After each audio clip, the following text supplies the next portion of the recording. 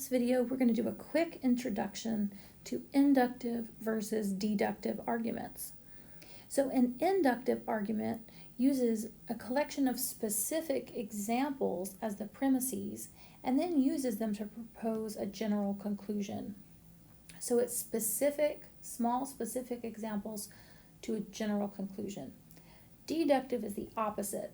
A deductive argument uses a collection of general statements as the premises and uses them to propose a specific situation as the conclusion. So large scale idea to specific.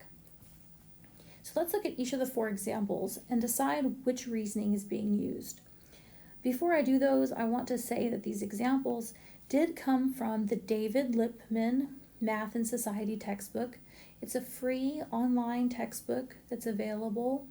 If you are interested in getting more details about this or seeing more examples, please search for it online.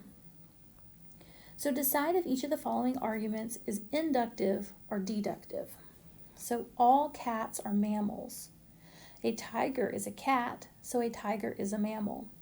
Notice the first statement is all cats are mammals. This is a very general statement. It's not specific, it's general. So since the first statement is general and then it gets more specific as you move forward, this is a deductive argument.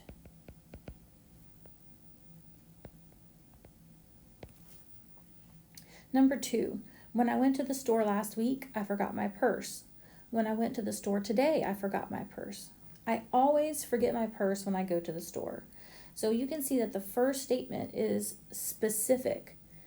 One event, I forgot my purse when I went to the store last week. Then the next one is specific.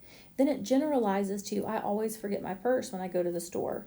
So this is an inductive argument, and it's because it starts with specific examples and then it tries to build a case for the general statement, I always forget my purse when I go to the store.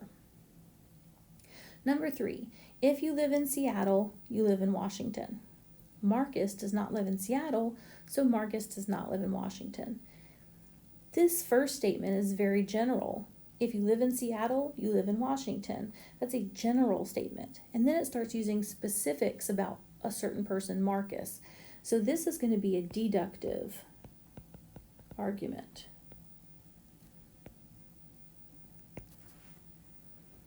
Okay, our final example. A bus passed by my house yesterday morning. That's a specific example.